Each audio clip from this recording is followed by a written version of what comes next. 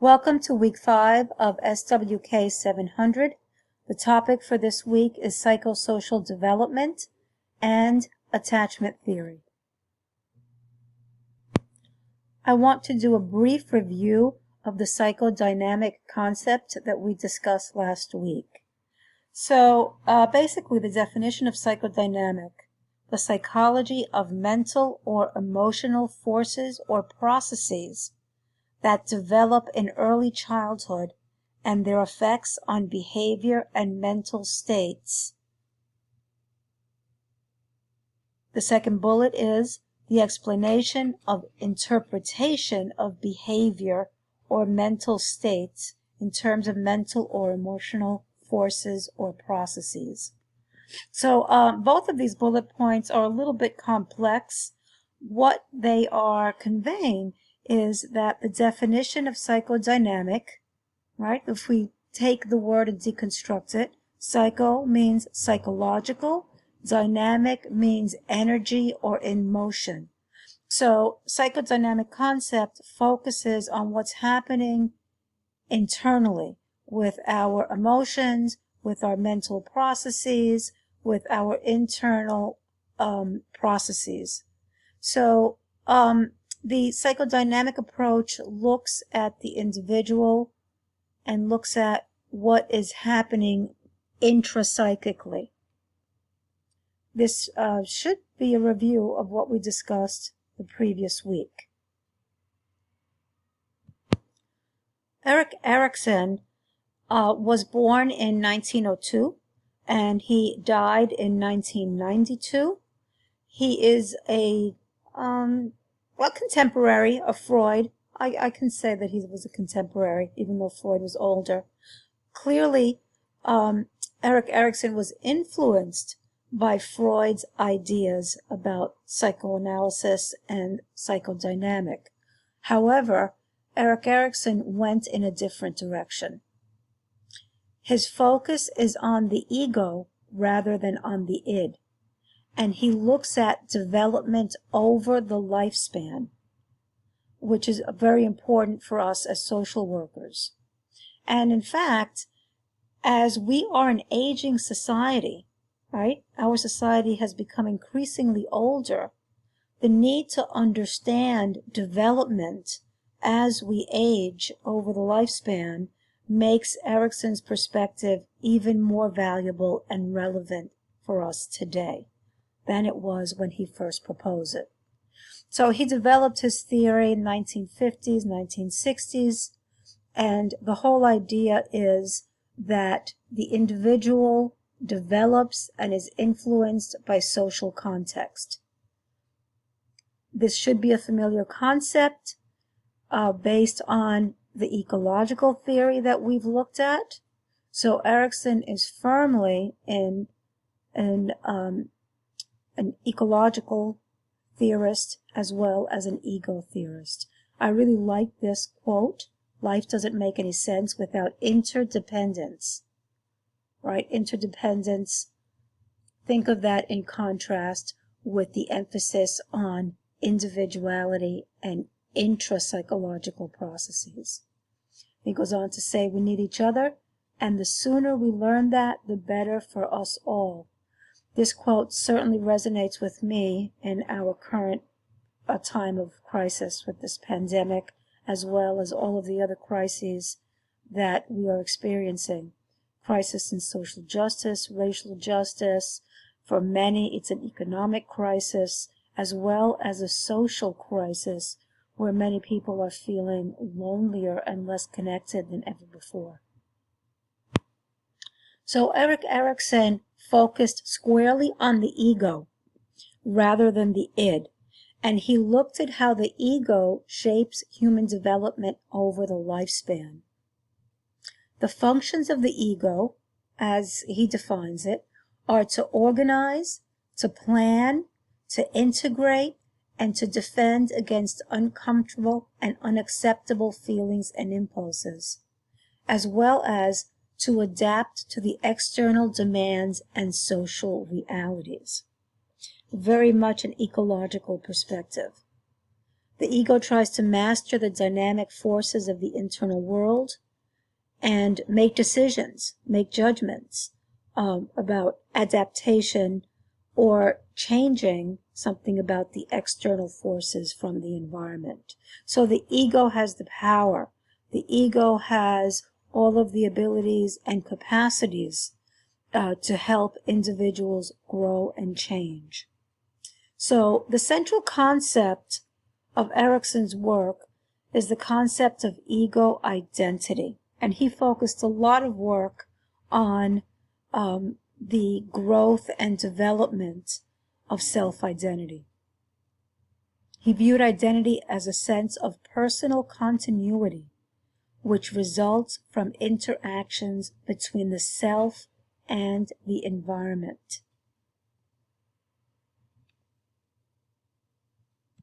So the stages of psychosocial development are Erikson's main contribution. They form the basis of his theoretical work, and they also are very useful for social work practice and assessment. I'm just going to quickly review the 8 stages, and his theory is actually called the 8 Ages of Man.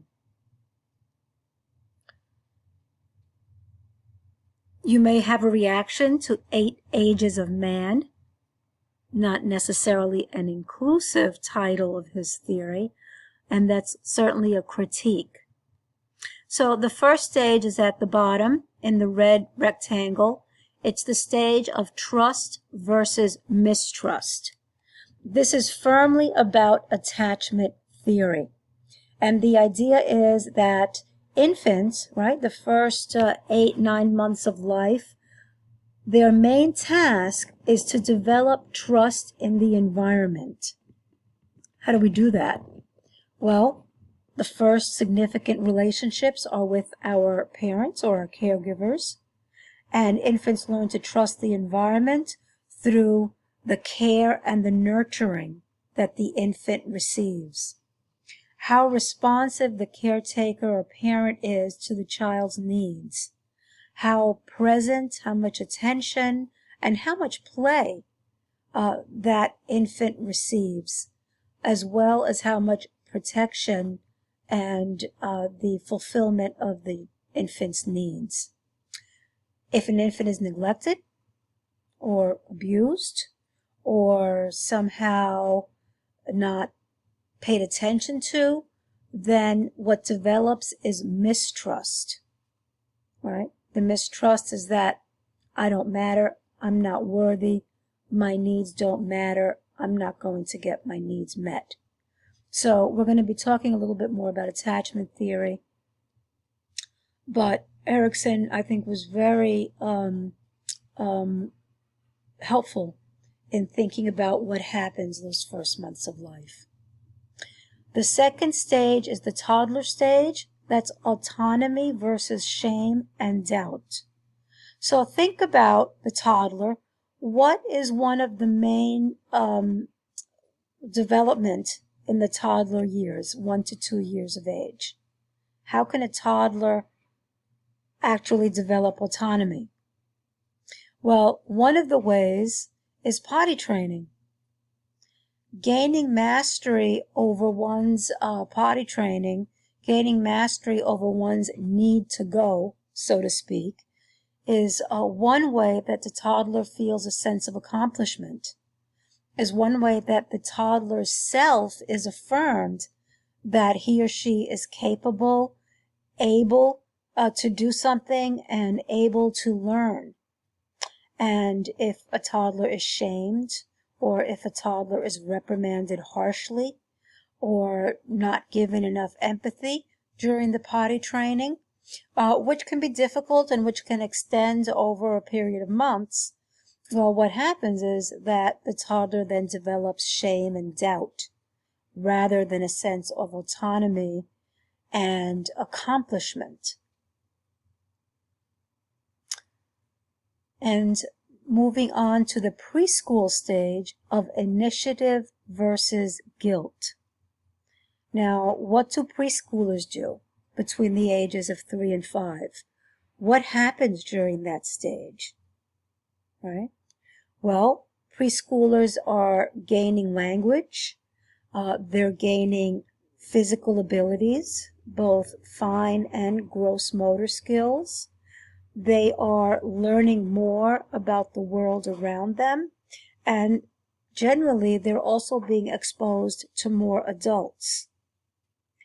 Part of the preschool age is children chattering, asking questions, being maybe a little bit rambunctious, learning how to use all sorts of different toys and materials.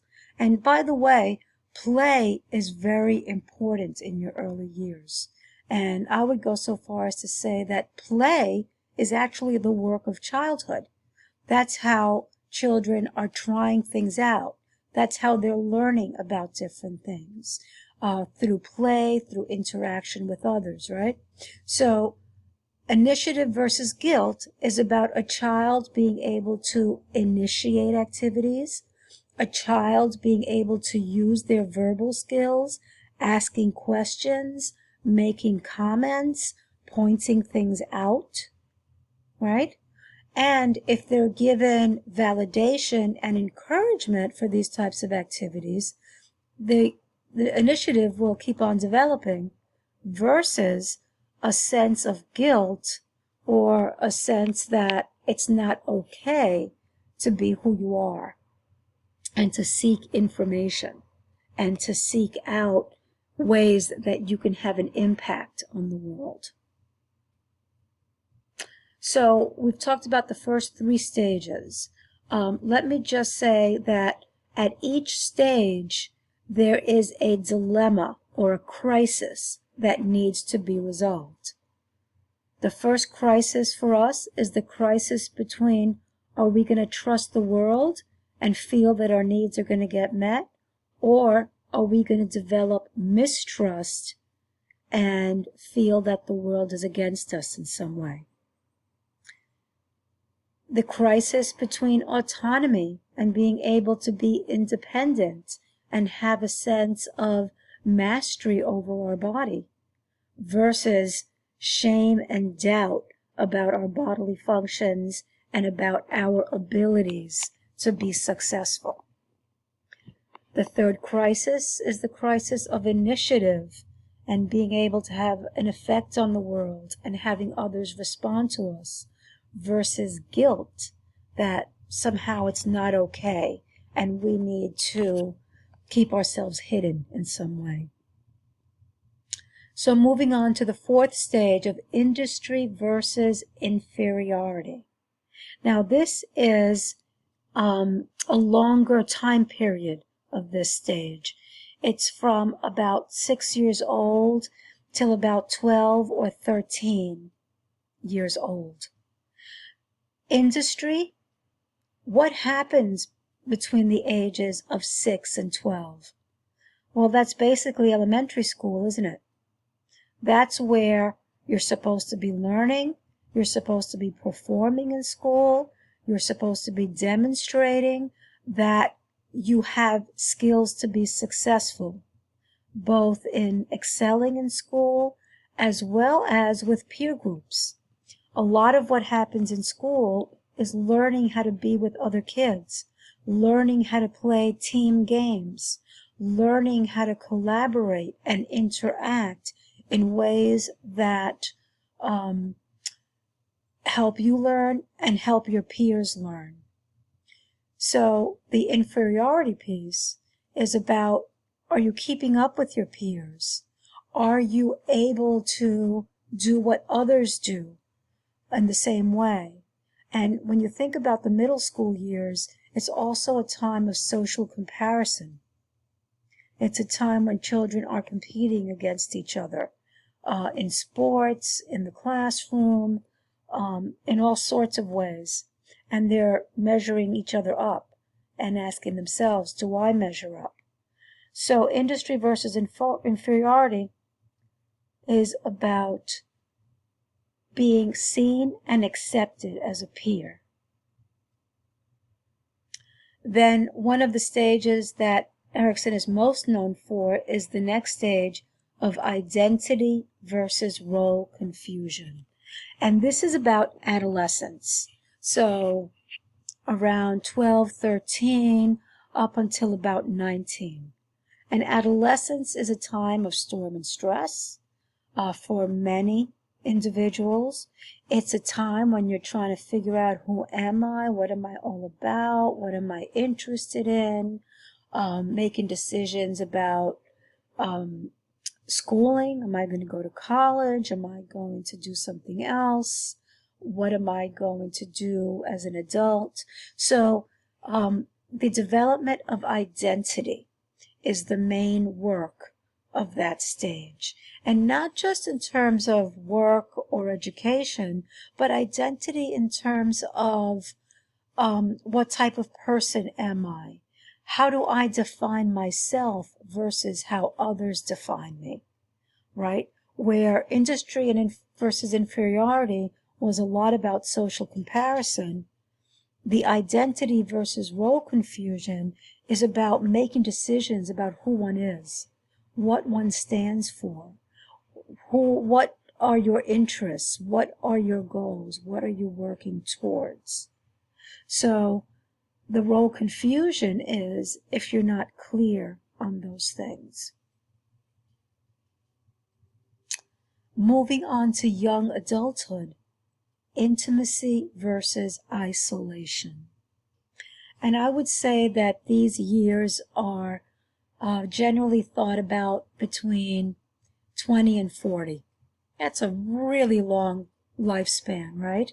And you think of the things that generally happen in the 20s, 30s, and into the 40s. Well, career is one thing, and certainly relationships with colleagues. Maintaining the relationships that we make as young adults can also sometimes be a struggle. Many adults feel lonely and don't have the same type of intimate relationships they had when they were younger, as well as people forming partnerships with significant others, whether that includes marriage or not, whether that includes having children or not. So it's all about relationships. The intimacy part is about sharing who you are with others and feeling like others are also sharing themselves. So, and clearly, we come into contact with a lot of different types of people in a lot of different types of settings. So intimacy looks different between intimacy at home, intimacy as a partner, intimacy as a parent, intimacy with a colleague, as well as the intimacy that we have with our family members. Our relationships with our parents and with our siblings change as we grow and develop, and they become more based on adult likes and dislikes rather than being taken care of. So the isolation part is when our relationships aren't satisfying, when we haven't been able to form relationships that are sustaining and accepting of who one is. So that's the crisis for us in early adulthood. Moving on to middle adulthood, say between 40 and 60, is generativity versus despair. Generativity versus stagnation. That's the stage. The crisis is between being generative versus stagnation.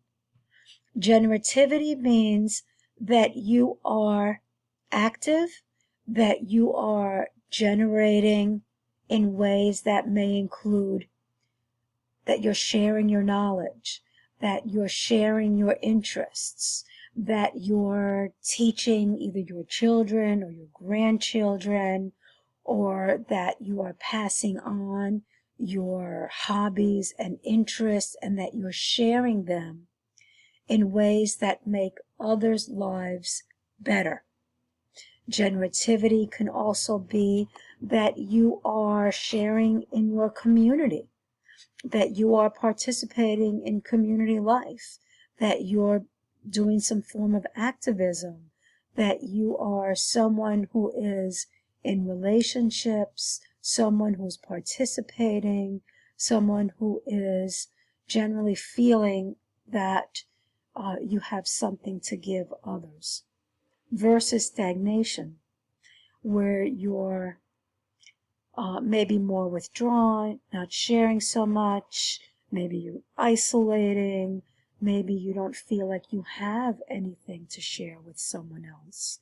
Maybe you're feeling a sense of low self-worth, or a sense that maybe you haven't been as successful as you wanted to be, or that you haven't actually met the goals that you set for yourself.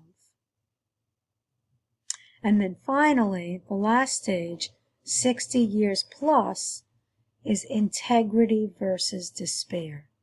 And that's older age. And integrity is about accepting the aging process. It's about valuing where you've been, what you've learned, what you've experienced, and having a sense that you're still worthy, you're still participating in life around you, even though you may have slowed down a little bit, there's still plenty of wisdom to share. Versus despair. Despair could mean fear of death, it could mean regrets, it could mean resentments, it could be that you don't feel you've had a life well lived. So the crises are stated in very opposite terms, and I think that helps to look at the possible outcomes. There's a favorable outcome that can happen at each stage, and there's an unfavorable or a more negative outcome that can happen. So looking at Erikson's psychosocial development, there are some things that we notice right away. One is that the stages build on each one. So the idea is that whatever has not been resolved in an earlier stage is brought forward and needs to be dealt with in some way. So maybe it is issues that are brought forward, patterns of behavior, patterns of thinking that are brought forward. However, at each stage, you can also examine and make adjustments. So Erikson's model does allow for change, and change over the lifespan. Life is not predetermined.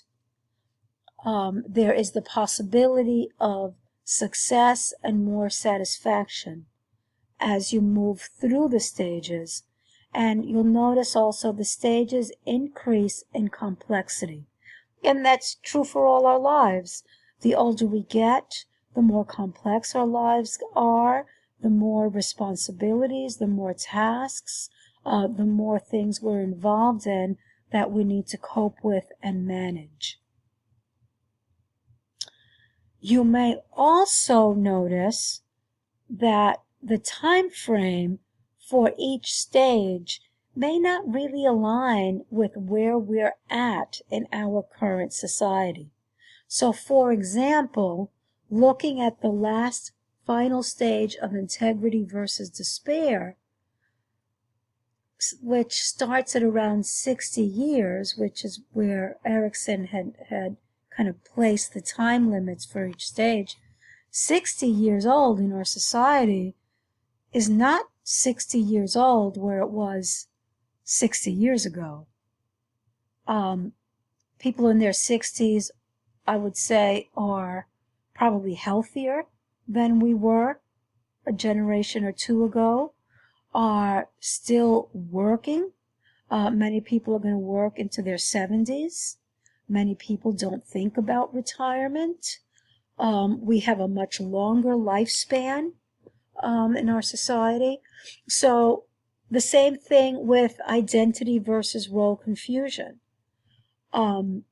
Ending adolescence at around 19 years old isn't realistic for us in our society, where there's more of an extended adolescence. And people into their early 20s are still making decisions about education, about direction for their lives, and what careers they might want to pursue. And certainly people are getting married later, if they're getting married at all. Many people in our society are choosing not to marry, not to have children. So what does that mean for what intimacy looks like? So there's lots of ways we can deconstruct these stages and critique them.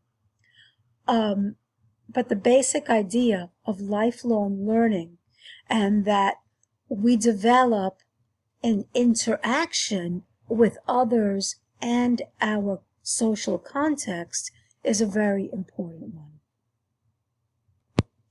So I talked about the information that's contained on this slide a little bit. Each developmental stage is defined by an age-specific crisis which must be resolved.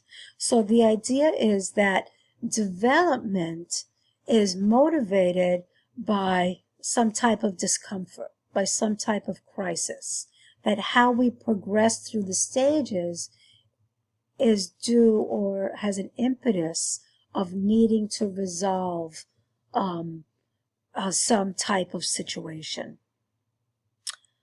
There's a new developmental task at each stage, so we're constantly being confronted by something new, something more complex, something that demands our attention, and that in order for us to develop, it demands that we resolve those tasks. Development occurs as a result of the negotiation and resolution of each developmental crisis. We need to have the abilities and the capacities to meet each developmental crisis. So we both need to have the ability and also greater abilities develop as a result of the resolution of each developmental crisis. Psychological and social crises increase vulnerability, but also heighten the potential for development.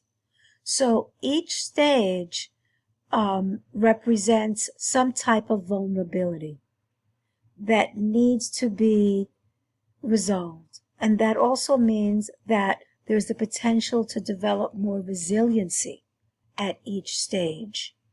And the idea of resiliency also grows from meeting adversity and being able to resolve or meet the demands of the challenges that we face.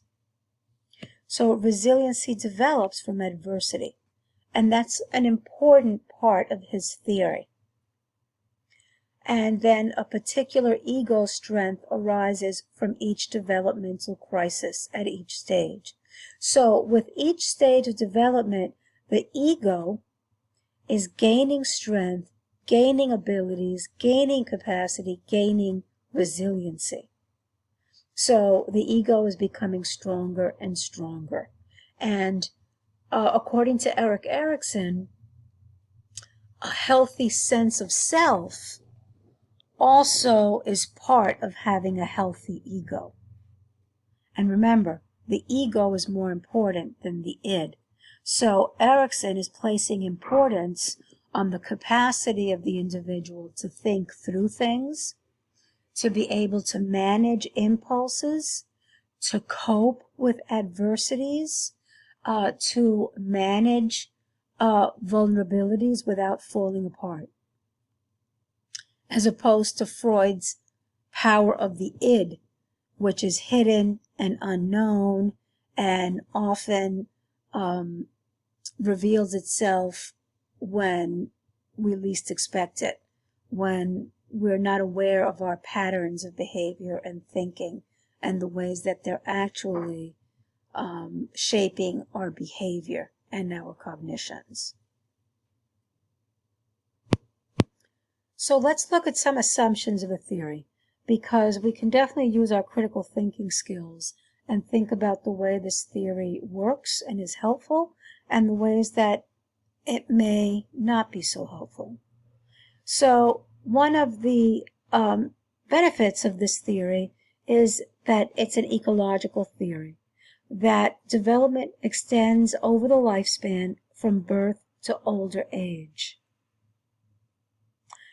However, one of the assumptions that can be critiqued is that the stages of development are universal. So ask yourself, do we all go through these stages in exactly the same way? Does each stage have to follow the preceding stage, or do we sometimes jump around? Can we go back and redo one stage at a later time in our life?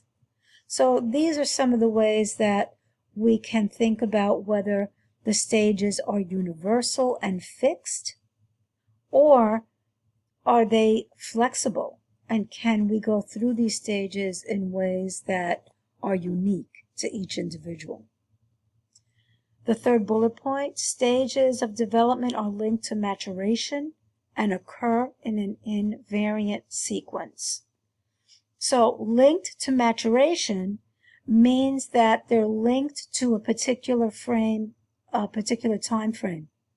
And with each developmental stage, there's a maturity that's part of that stage. So think about the movement from infancy to toddler, right?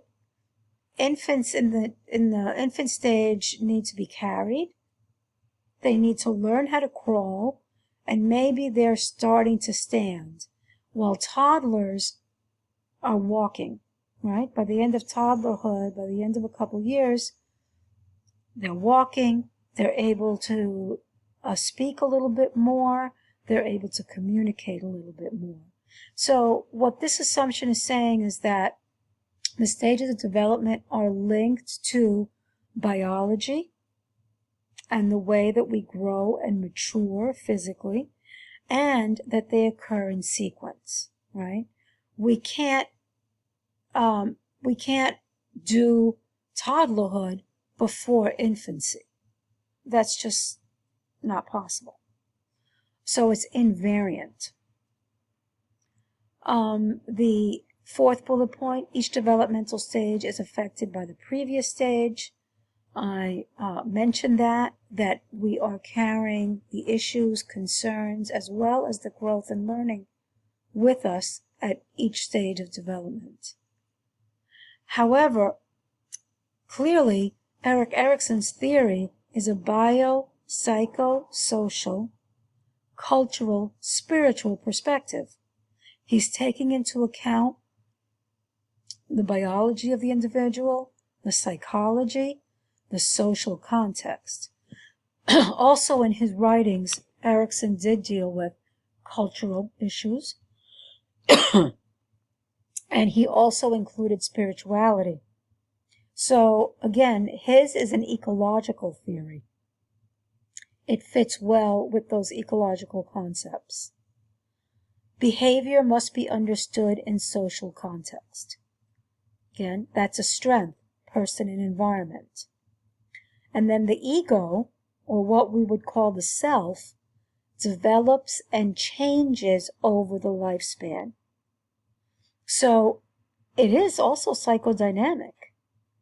There is both internal and external development that takes place over the course of one's life. And selfhood can be considered an outcome related to each stage. And what that means is that with each stage of development, the self is growing. The self is the personality. The self is the person's capacities, talents, abilities. The self is the way we think, the way we feel, right? All of these fall into that bucket of what we call the self. We have a self-concept, we have a self-identity, we have a selfhood. And that is what is growing and developing at each stage, and the ego is a big part of that. The ego's capacities and abilities. And this is the end of this screencast. And we will continue the discussion on psychosocial development and attachment in our class. Thank you for listening this far.